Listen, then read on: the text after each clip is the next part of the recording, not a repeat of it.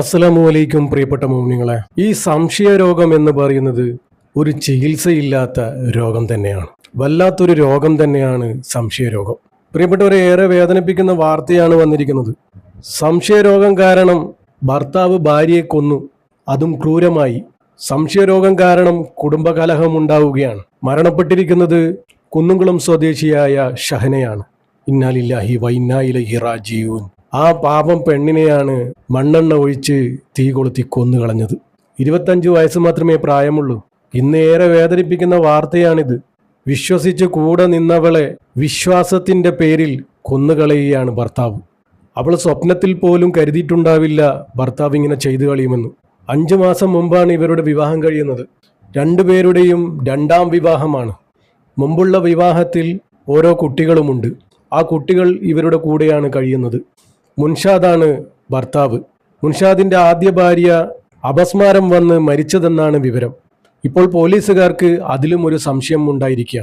ഈ കുട്ടിയുടെ മരണവുമായി ബന്ധപ്പെട്ട് ആദ്യ ഭാര്യയുടെയും മരണത്തിൽ ദുരൂഹതയുണ്ടോ എന്ന് പോലീസ് അന്വേഷിക്കും.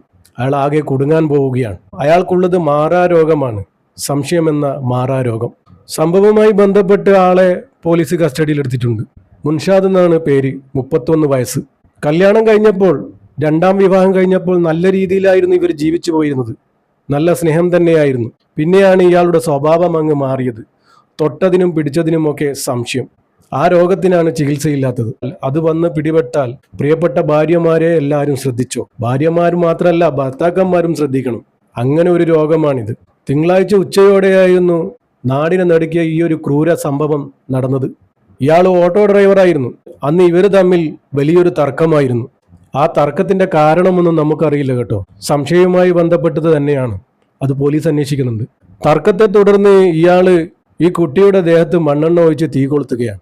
പൊള്ളലേറ്റ ഈ പെൺകുട്ടി രക്ഷപ്പെടാൻ വേണ്ടി ഓടി അടുത്തുള്ള വീട്ടിലേക്ക് കയറി. അവിടെ നിന്നാണ് ആശുപത്രിയിൽ എത്തിച്ചത്. ഓടി അടുത്തുള്ള വീട്ടിലെത്തുമ്പോഴേക്കും 75% പൊള്ളലേറ്റിരുന്നു. ആശുപത്രിയിൽ പ്രവേശിപ്പിച്ചുവെങ്കിലും ആ കുട്ടി ഇന്ന് മരണത്തിന് കീഴടങ്ങി. ഇതുമായി ബന്ധപ്പെട്ട് പോലീസ് അന്വേഷണം നടത്തുന്നുണ്ട്. ആ പാവം പെൺകുട്ടിക്ക് പടച്ചറബ് മഅഫിറത്തും മർഹമത്തും കൊടുത്ത് അനുഗ്രഹിക്കുമാറാകട്ടെ. പടച്ചറബേ, ഇതുപോലുള്ള മരണത്തെ തൊട്ട് എല്ലാവരെയും കാക്കണേ റബ്ബേ. ആ മരണപ്പെട്ടു പോയ പെൺകുട്ടിക്ക് സ്വർഗീയ പൂങ്കാവനം നീ തുറന്നു കൊടുക്കണേ റബ്ബേ. അവരുടെ കുടുംബത്തിന് നീ ക്ഷമയും സമാധാനവും സഹനശക്തിയും നീ കൊടുക്കണമേ റബ്ബേ. അവരുടെ മക്കളെ നീ തന്നെ സംരക്ഷിക്കണേ റബ്ബേ. പടച്ചറബേ, നമ്മുടെയൊക്കെ ജീവിതവും മരണവും നീ സന്തോഷത്തിലാക്കി തരണേ റബ്ബേ. ഈമാനോടുകൂടി ജീവിച്ച് ഈമാനോടുകൂടി മരിക്കാനുള്ള ഭാഗ്യം ഞങ്ങൾക്ക് ഇവർക്കും നൽകണേ റബ്ബേ. പ്രിയപ്പെട്ടവരെ, എല്ലാവരും ദുആ ചെയ്യാൻ പറ്റുന്നവരൊക്കെ യാസീനും ഫാത്തിയും മോദി ഹദിയ ചെയ്യുക ഇൻഷാ അല്ലാഹ്. ദുആ വസിയത്തോടെ അസ്സലാമു അലൈക്കും വറഹ്മത്തുള്ളാഹി.